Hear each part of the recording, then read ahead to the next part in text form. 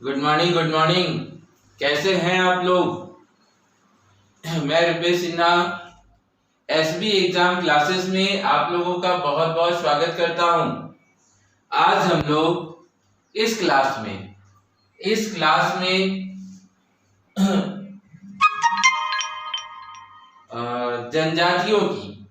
जनजातियों की विभिन्न शासन व्यवस्था के बारे में जानेंगे कि कौन सा जनजाति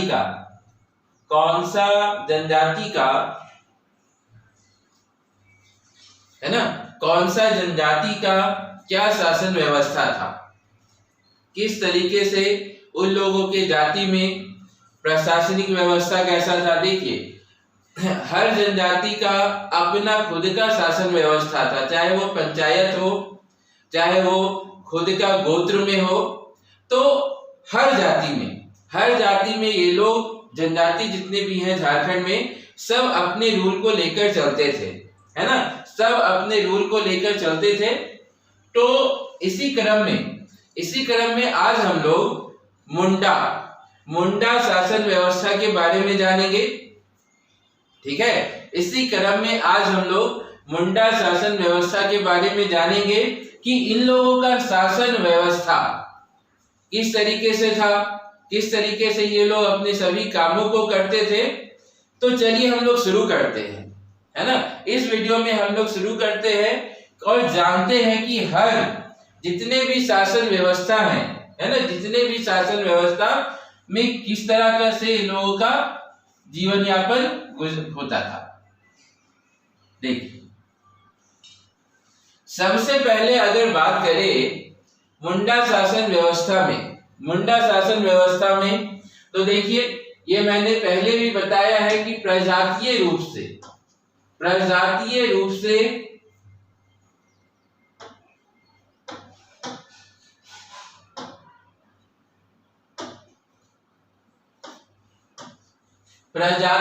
से ये आपका किस तरीके से थे, तो प्रोटो ऑस्ट्रेलियाइड। अगर बात माने प्रजातीय रूप से प्रोटो ऑस्ट्रेलियाइड समूह की मानी जाती है। ठीक है, मुंडा जाति की शासन व्यवस्था किस तरीके की होती है, तो प्रोटो ऑस्ट्रेलियाइड।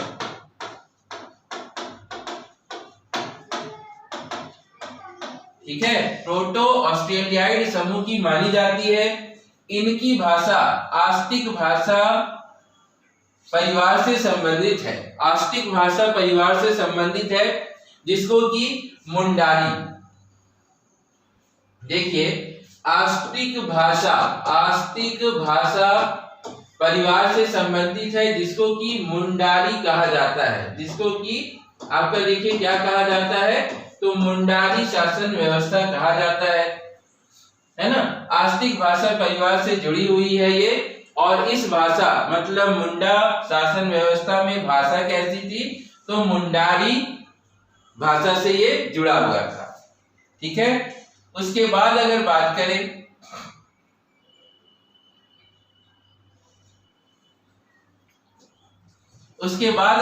करें तो मुंडा अपनी भाषा को क्या कहते हैं, तो देखिए होडो जगर भी कहते हैं।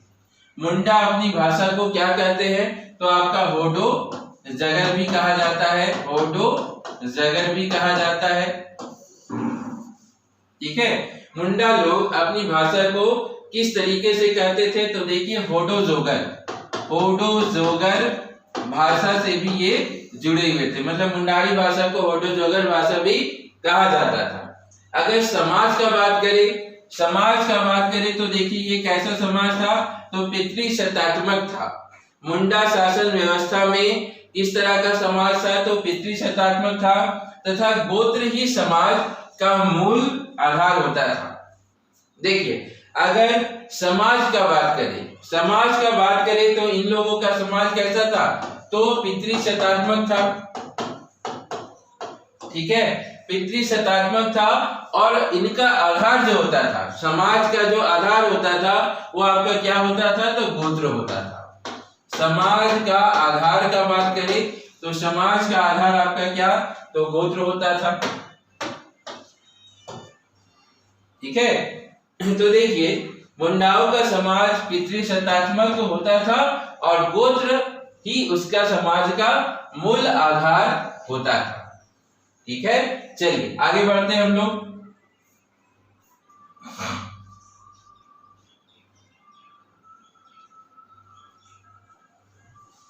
चलिए, मुंडाओं में अगर गोत्र को पवित्र माना जाता था, देखिए मुंडा जनजाति में गोत्र को ही पवित्र माना जाता था, गोत्र ही एकदम पवित्र होती थी। गोत्र का नाम ये बहुत ही इंपॉर्टेंट है, ध्यान दीजिएगा, हमेशा पूछता है एग्जाम में, हमेशा एग्जाम में ये आपका पूछता है कि गोत्र का नाम पेड़ पौधे पशु पंछी आदि से जुड़ा हुआ था। मतलब ये लोग अपने गोत्र का नाम रखते थे ना, तो वो किस पर आधारित होता था, तो वो आपका पेड़ पौधे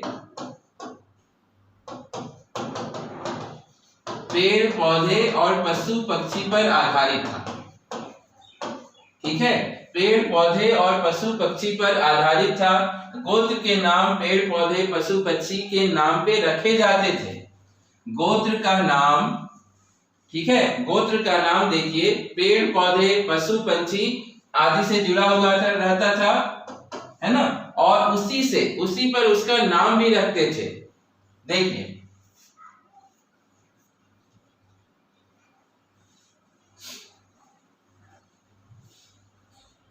मुंडा समाज में गोत्रों की संख्या टोटल कितनी है, तो 340। मुंडा समाज में गोत्रों की संख्या आपका कितना है, तो 340 है। ठीक है, मुंडा समाज में गोत्रों की संख्या 340। उसमें आपका मुख्यतः सांडिल, होड़ो, नाग, कमल, करकेट्टा, पुर्ती, हंस, टिड्डू, टुड्डी, डांग, बोदरा आदि प्रमुख गोत्र होते हैं। ठीक है, देखिए मुंडा समाज में गोत्रों की संख्या कितनी है, तो 340 है। 340 में आपका मुख्यतः कौन कौन है, तो देखिए सांडिल गोत्र, होरो गोत्र, नाग गोत्र, कमल गोत्र, है ना, ये सब आपका गोत्र के नाम पर आधारित था। करकेट्टा गोत्र, पुर्ती, हंस, टिड्डू, टुड्डी, डांग, बोदरा, ये सब आपका प्रमुख गोत्र है। कौन से जनजाति में, तो देखिए मुंडा जनजाति में हम लोग गोत्रों की संख्या का बात करें, तो कुल कितना है, तो आपका 340 गोत्र है, जिसमें से आपका सांडिल हो गया, होरो हो गया, नाग हो गया, कमल हो गया, करकेट्टा हो गया, पुर्ती हो गया, हंस हो गया, टिड्डू हो गया, टुड्डी हो गया, डांग हो गया और बोदरा, ये सब मुख्यतः गोत्र होते थे। ठीक है, चलिए आगे बढ़ते हैं हम लोग।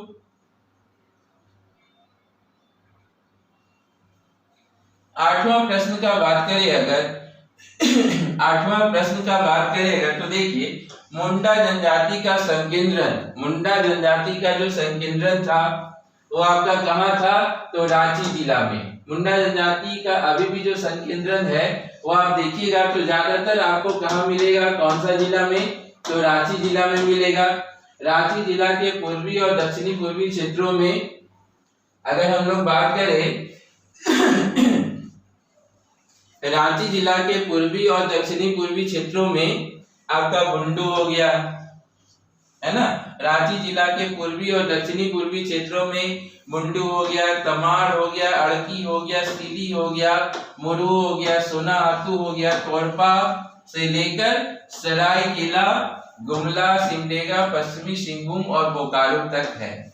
देखिए मुंडा जनजाति जो है वो आपका कहाँ तक फैले हुए हैं, तो आप देख सकते हैं रांची जिला का पूर्वी और दक्षिणी पूर्वी क्षेत्रों में जैसे आपका बुंडू है, तमाड़ है, अड़की है, सिली है, मुरु है, सोनाहातू है, तोरपा है।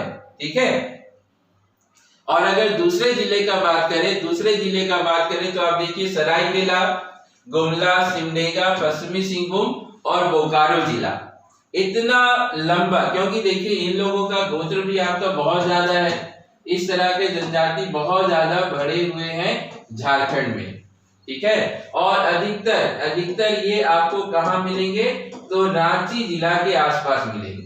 ठीक है, तो मुंडा जनजाति का संकेंद्रण एक बार फिर से देख लीजिए। पूर्वी भाग है ना, रांची जिला का पूर्वी भाग दक्षिणी पूर्वी क्षेत्र में मुंडू, तमाड़, अड़की, सिली, मुरहू, सोनाहातू, तोरपा से लेकर सरायकेला, गुमला, सिमडेगा, पश्चिमी सिंहभूम और बोकारो तक ये सीमित है।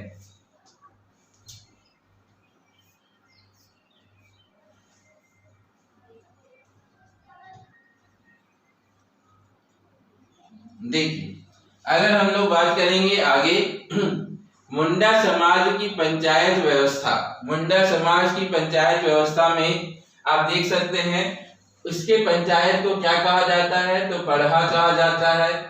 इसके पंचायत को क्या कहा जाता है, तो पढ़ा कहा जाता है, या फिर हातू पंचायत के नाम से हम लोग जानते हैं, या फिर हातू पंचायत के नाम से हम लोग जानते हैं। ठीक है, तो मुंडा समाज की पंचायत व्यवस्था को पढ़ा पंचायत या हातू पंचायत के नाम से जाना जाता है। हातू पंचायत का प्रमुख, हातू पंचायत का जो प्रमुख होते हैं उसको हम लोग क्या कहते हैं, तो मुंडा कहते हैं। ठीक है, हातू पंचायत का प्रमुख, हातू पंचायत का जो प्रमुख कहलाता है वो क्या कहलाते हैं, तो मुंडा कहलाते हैं। कई गांवों को मिलाकर देखिए, इसका हम लोग मुंडा शासन व्यवस्था किस तरह से शासनिक था, किस तरह से होता है, उसके बारे में हम लोग जान रहे हैं। कई गांवों को मिलाकर एक पट्टी बनाया जाता है। देखिए, इसमें क्या है ना कि बहुत सारा गांव जो मुंडा का निवास स्थान, वैसे गांव में जहाँ पे मुंडा निवास स्थान हो, मुंडा निवास हो, तो उस गांवों को मिलाकर क्या बनाया जाता था, तो पट्टी बनाया जाता था। ठीक है, उसके बाद देखिए पट्टी प्रमुख को क्या कहा जाता है, तो मानकी कहा जाता है। ठीक है, पट्टी के जो प्रमुख है, देखिए कई गांवों को मिलाकर एक पट्टी बनाया जाता है, कई गांवों को मिलाकर एक पट्टी बनाया जाता है, और पट्टी को क्या कहा जाता है, तो मानकी कहा जाता है। ठीक है, पट्टी को क्या कहा जाता है, तो मानकी कहा जाता है। पट्टी प्रमुख को मानकी भी कहा जाता है। ठीक है, पट्टी प्रमुख को मानकी भी कहा जाता है। अनेक पट्टियों को मिलाकर पढ़ा पंचायत बनता है, अनेक पट्टियों को मिलाकर पढ़ा पंचायत बनता है। इसके प्रमुख पढ़ा राजा कहलाते हैं।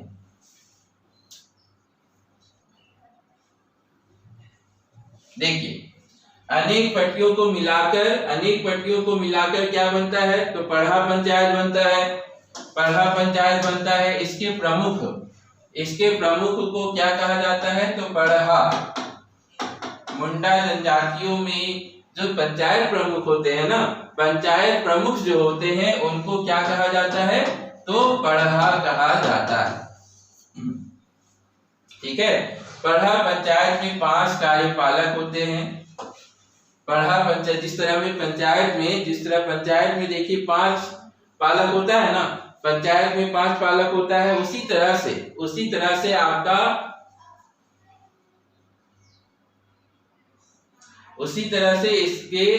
इसमें भी 5 कार्यपालक होते हैं। ये राजा के अंतर्गत, देखिए मुंडा समाज में जो राजा होते हैं उसके अंतर्गत कार्य करते हैं। 5 कार्यपालकों में दीवार ठाकुर, पांडे, कर्ता एवं लाल सम्मिलित हैं। ठीक है,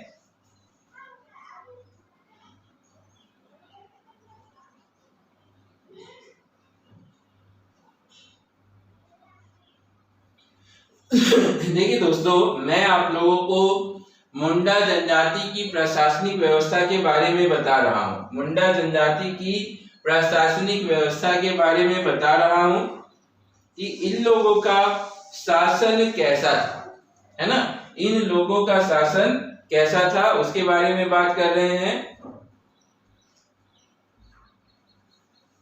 चलिए, तो देखिए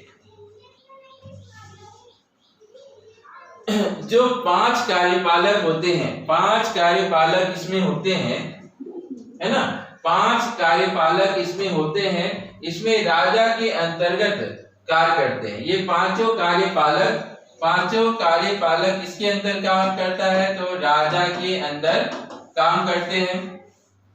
5 कार्यपालकों में दीवार, ठाकुर, पांडे, यहाँ पे दीवान है, सॉरी,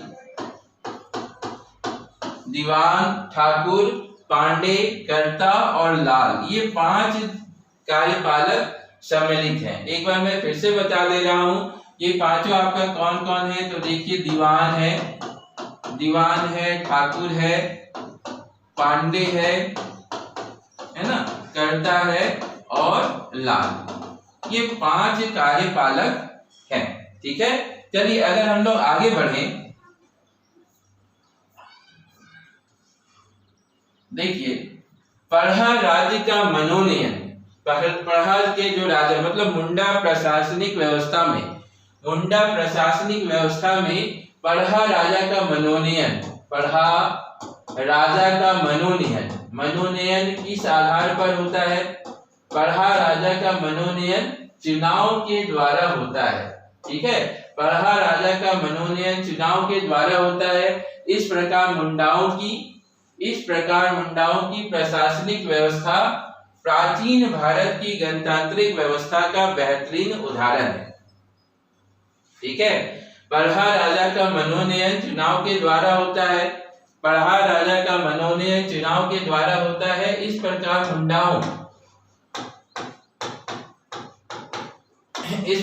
मुंडाओं की प्रशासनिक व्यवस्था का बात करें, मुंडाओं की प्रशासनिक व्यवस्था भी आपका किस तरीके से, जिस तरह से आपका भारत गणतंत्र है, गणतांत्रिक व्यवस्था, ठीक है, प्रशासनिक व्यवस्था प्राचीन भारत में जिस तरीके से गणतांत्रिक व्यवस्था होती थी उसका बेहतरीन उदाहरण है। तो हम लोग कह सकते हैं कि मुंडाओं का समाज कैसा है?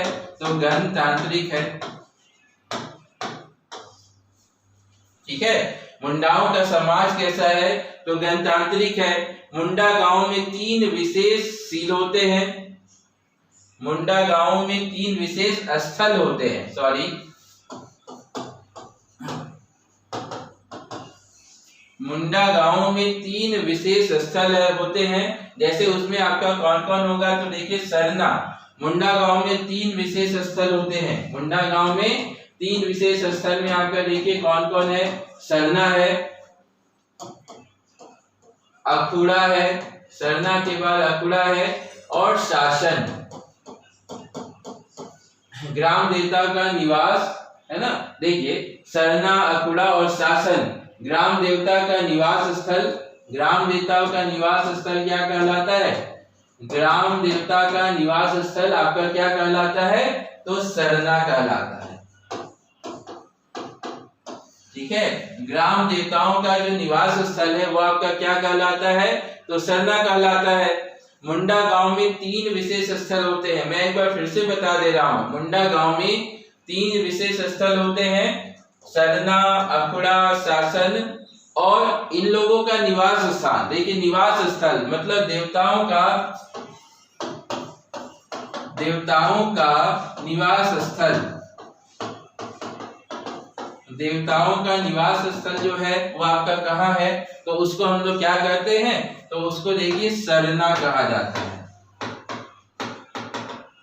उसको क्या कहा जाता है?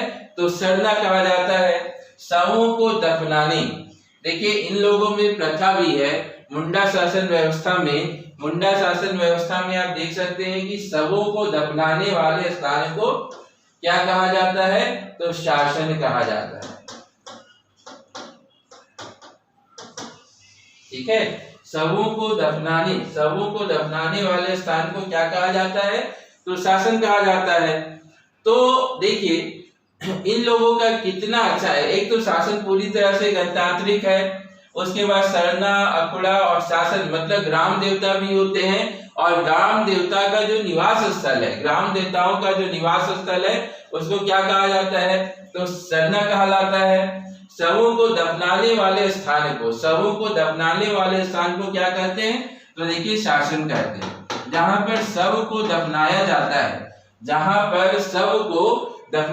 है उसको क्या कहा जाता है? तो उसको आपका देखिए शासन कहा जाता है। चलिए, उसके बाद आप लोग तो ये सब जानते ही भी होंगे, है ना। देखिए समाधि स्थल, समाधि स्थल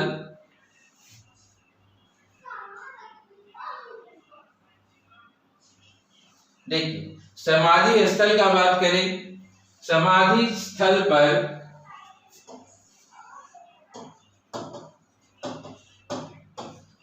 समाधि स्थल पर पत्थर के सील, मतलब पत्थर के सील रखे जाते हैं, जिसे शासन विधि कहा जाता है। देखिए समाधि स्थल जहां पर भी समाधि बनता है ये लोगों का, मुंडा जनजाति में जहां पर भी समाधि बनता है, ठीक है, तो समाधि के ऊपर, समाधि स्थल पर पत्थर का एक बहुत बड़ा सील रखा जाता है, जिसे शासन विधि, जिसे क्या कहा जाता है, तो शासन विधि कहा जाता है, शासन विधि कहते हैं इसको। उसके बाद अगर बात करें तो देखिए मुंडा गांव में युवा ग्रह भी होता है, मुंडा गांव में युवा ग्रह भी होता है, और युवा ग्रह को गीति ओरा,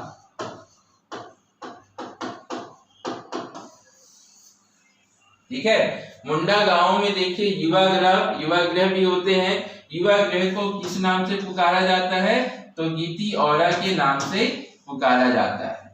मुंडा गांव में युवा ग्रह को गीति ओरा के नाम से कहा जाता है। उसके बाद अगर हम लोग देखें आगे, देखिए फुटकटीदार का आशय, यहाँ पर खेतों को देखिए क्या कहा जाता है, खेतों को फुटकटीदार को क्या आशय क्या है, तो उसमें हम लोग क्या करते हैं, तो खेत कहते हैं। फुटकटीदार का आशय खेत बनाने वाले से है। फू का तात्पर्य एक परिवार से है, फू का तात्पर्य आपका एक परिवार से है, फू का तात्पर्य क्या है, तो आपका एक परिवार से है। तो दोस्तों देखिए यहाँ पर हम लोगों ने इतनी सारी चीजों को जाना मुंडा जनजाति में। अगला हम लोग जानेंगे नागवंशी शासन व्यवस्था।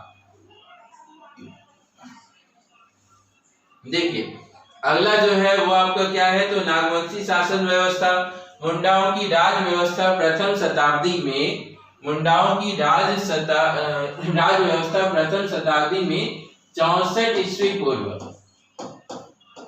64 ईस्वी नागवंशियों की हस्तांतरित होती है। मुंडाओं की राज व्यवस्था प्रथम शताब्दी में देखिए कहाँ हस्तांतरित हो गया था, तो नागवंशियों को हस्तांतरित होती है।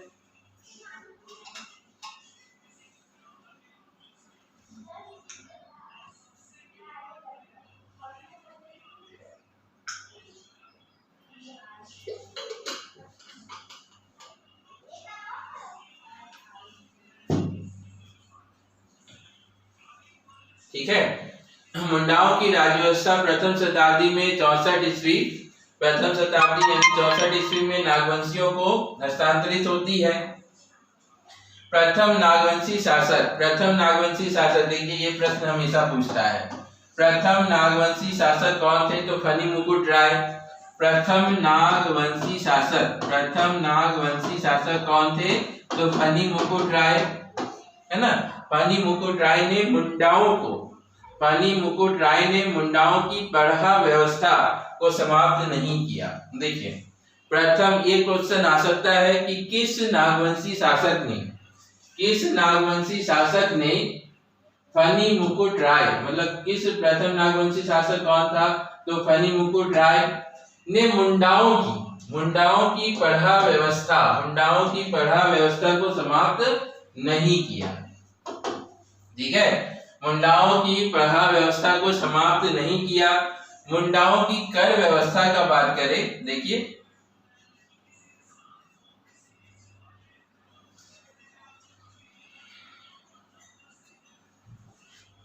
मुंडाओं की कर व्यवस्था, भू व्यवस्था और शासन व्यवस्था नागवंशियों के शासन काल में पूर्व की भांति चलती रही। देखिए मुंडाओं की अगर शासन व्यवस्था का बात करें, तो देखिए कर व्यवस्था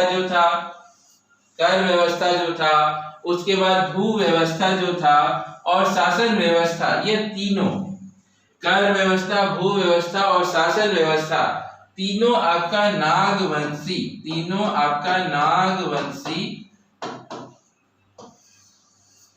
नागवंशियों के शासन काल में पूर्व की भांति चलती रही। मतलब जैसे उन लोगों का शुरू से चल रहा था तो नागवंशी शासन में भी वैसा ही चलता रहा।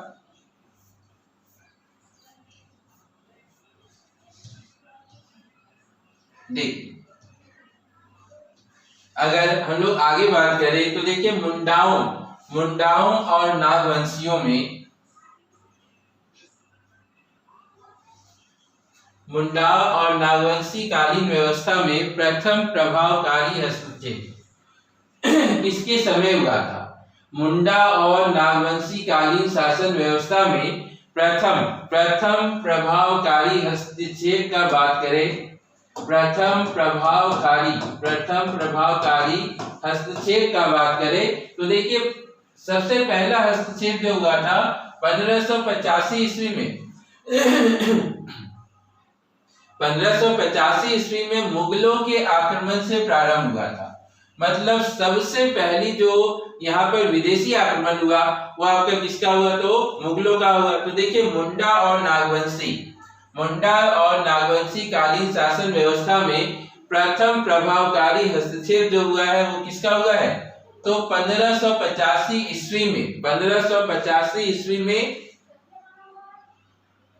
1585 ईस्वी में मुगलों के आक्रमण से प्रारंभ हुआ। किसके आक्रमण से प्रारंभ हुआ? तो मुगलों के आक्रमण से प्रारंभ हुआ। और कौन सा ईस्वी में? तो देखिए 1585 ईस्वी में। कब हुआ? तो 1585 ईस्वी में। ठीक है। छोटा नागपुर खास के शासक दुर्जन साल, छोटा नागपुर खास के शासक दुर्जन साल को 1616 ईस्वी में, देखिए यहाँ पर हम लोग थोड़ा इतिहास में आ गए हैं, 1616 ईस्वी में ना देने के कारण छोटा नागपुर खास के शासक दुर्जन साल को 1616 ईस्वी में ना देने के कारण मुगल सम्राट जहांगीर द्वारा 12 वर्ष तक ग्वालियर के किले में कैद रखा गया। किसको? तो देखिए छोटा नागपुर खास के शासक दुर्जन साल, इसको रखा गया। तो देखिए दुर्जन साल को 1616 ईस्वी में, दुर्जन साल को 1616 ईस्वी में कर ना देने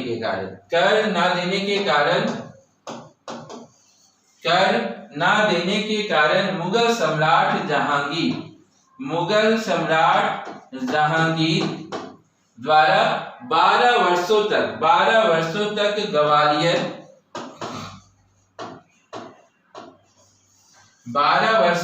ग्वालियर के किले में कैद रखा गया। 12 वर्षों तक ग्वालियर के किले में कैद रखा गया। क्यों कैद रखा गया था?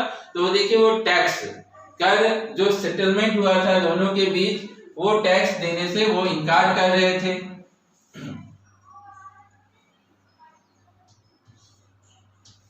उसके बाद देखिए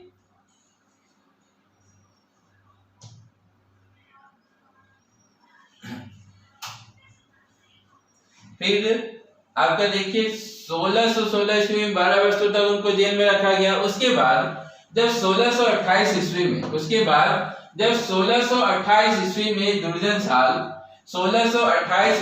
दुर्जन साल को मुगल कैद से छूटने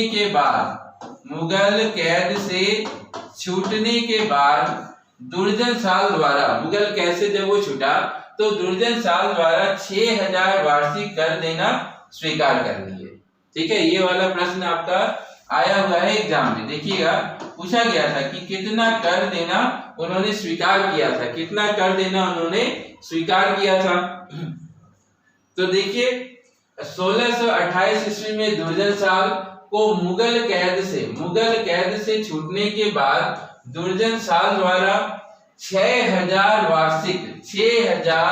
वार्षिक कर देना स्वीकार किया गया। ठीक है, कितना कर देना स्वीकार किया गया था? तो 6000 वार्षिक कर। उसके बाद आम रैयतों से कर या मालगुजारी लेने की प्रथा नागवंशी कालीन व्यवस्था में नहीं थी। देखिए, एक बहुत बड़ा खास बात था इन लोगों के शासन व्यवस्था में, नागवंशी शासन व्यवस्था में बहुत ही खास था कि आम रैयतों से कर या मालगुजारी लेने की प्रथा, कर या मालगुजारी लेने की प्रथा इस शासन में नहीं थी। तो देखिए, नागवंशी शासन व्यवस्था में, नागवंशी कालीन व्यवस्था में नहीं था।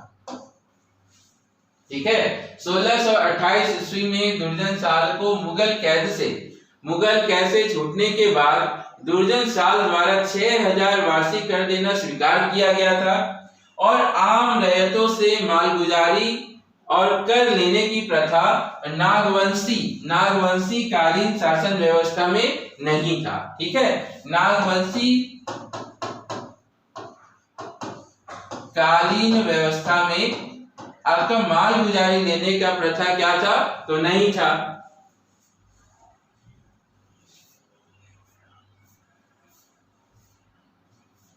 देख,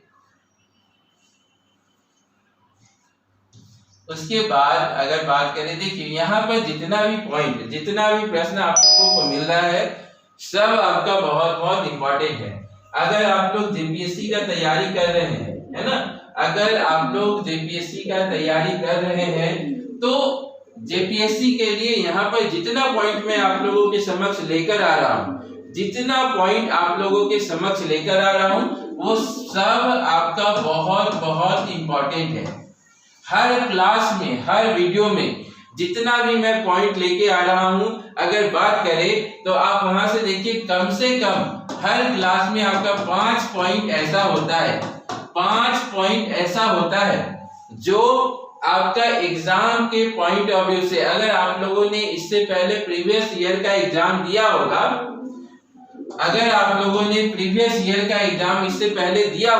तब आप लोगों को ही इसको देखकर अंदाजा होता होगा कि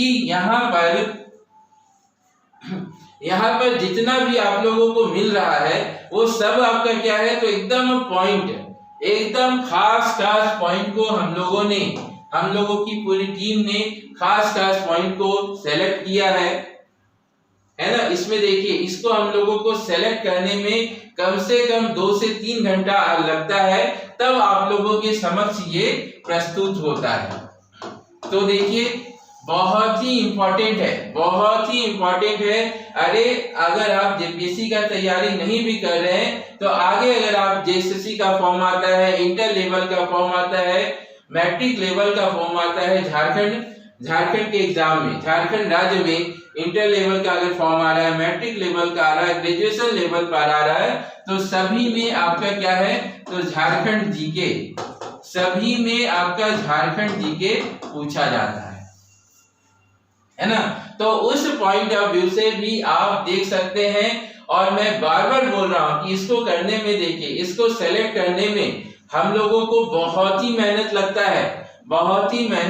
है, तब आप लोगों को इतना अच्छा क्लास मिलता है। तो इसीलिए देखिए, रेगुलर आप लोग जरूर जुड़िए। रेगुलर जुड़ने के लिए क्या करना है? तो आपको कॉल या व्हाट्सएप करना है, नंबर आप लोगों को दिया हुआ है इनबॉक्स में, वहां पर आप देख के जरूर, अगर अपने सपनों को साकार करना चाहते हैं, कुछ बनना चाहते हैं झारखंड में, है ना, झारखंड राज्य वैकेंसी को भरना चाहते हैं, निकालना चाहते हैं, फाइनल करना चाहते हैं, तो हम लोग उसके लिए एकदम आपके समक्ष बेस्ट से बेस्ट क्लास आप लोगों को मिलता है। अभी देखिए,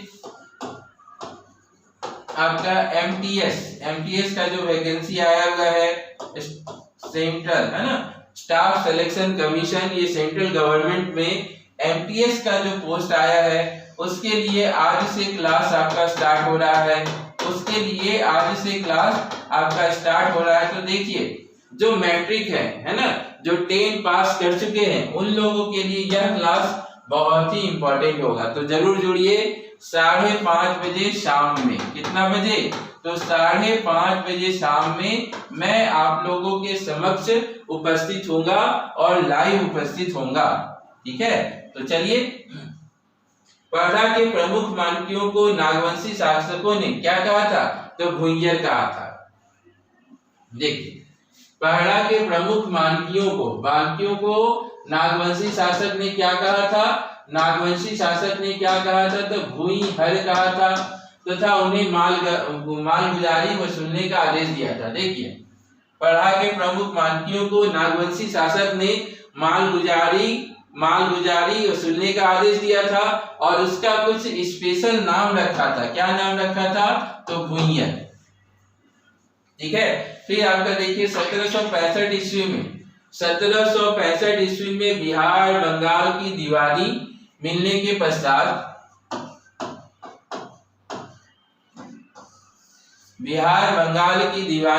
के पश्चात अंग्रेज इस क्षेत्र में आए। 1765 ईस्वी में बिहार बंगाल की दीवानी मिलने के पश्चात अंग्रेज इस क्षेत्र में आए, पहले झारखंड क्षेत्र में आए, जहां पर 1775 ईस्वी में छोटा नागपुर खास में कर संग्रहण के लिए एसी हिटली, ठीक है, 1775 ईस्वी में छोटा नागपुर खास में कर संग्रहण के लिए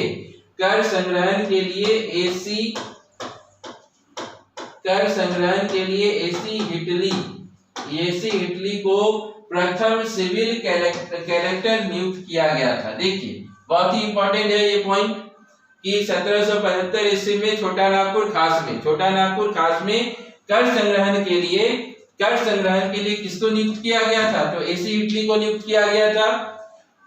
प्रथम सिविल कलेक्टर अगर एग्जाम में पूछेगा कौन थे? तो एसी हिटली।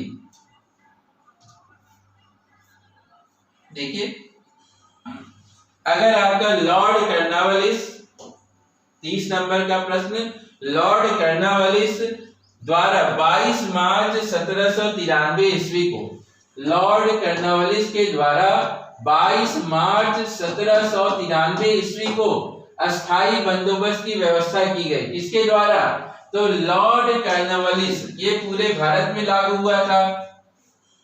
ठीक है, तो लॉर्ड कर्नवालिस द्वारा 22 मार्च 1793 ईस्वी को अस्थायी बंदोबस्त की व्यवस्था लागू की गई। जागीरदारी प्रथा जमींदारी प्रथा में परिणत हो गया। देखिए, लॉर्ड कर्नवालिस ने जब अस्थायी बंदोबस्त को लागू किया 1793 ईस्वी में, है ना, अस्थायी बंदोबस्त को लागू किया 1793 ईस्वी में, तब वहां पर जो जागीरदारी प्रथा थी वो आपका किस प्रथा में कन्वर्ट हो गया? तो वो आपका जमींदारी प्रथा में कन्वर्ट हो गया। कौन सी प्रथा में कन्वर्ट हो गया? तो जमींदारी प्रथा में कन्वर्ट हुआ। और उसके बाद 1947 ईस्वी में ब्रिटिश शासन की समाप्ति होते ही झारखंड में पारंपरिक नागवंशी शासक का भी अंत हो गया। देखिए, 1947 ईस्वी में भारत में ब्रिटिश शासन की समाप्ति होते ही साथ ही झारखंड में पारंपरिक नागवंशी शासन का अंत हो गया, है ना। झारखंड में पारंपरिक नागवंशी शासक का अंत हो गया। चलिए, तो दोस्तों इस वीडियो में हम लोगों ने बहुत सारे नॉलेज को शेयर किया, जाना और समझा। और फिर अगले वीडियो में मैं फिर आप लोगों को किसी जनजाति का प्रशासनिक व्यवस्था के बारे में बताऊंगा, है ना, उसकी व्यवस्था कैसे थी, उसका गोत्र कैसा था, विवाह कैसे होता था, तो ये सब के बारे में बताऊंगा। और हर शुक्रवार को, फ्राइडे को, है ना, हर हर फ्राइडे को सुबह में 10 बजे, हर फ्राइडे को सुबह में 10 बजे आपका मैराथन क्लास, ठीक है। सुबह 10 बजे मैराथन क्लास होता है, ये ध्यान दीजिएगा। जो जेपीएससी के पेपर 2 के लिए, जेपीएससी के पेपर 2 के लिए 10 बजे है ना, हर शुक्रवार को 10 बजे मैराथन क्लास होता है, तो आप लोग जरूर जुड़िए, ठीक है। इन्हीं बातों के साथ मैं ये क्लास को यहीं पे खत्म करता हूँ, और मिलते हैं अगली क्लास में, तब तक के लिए बहुत बहुत धन्यवाद।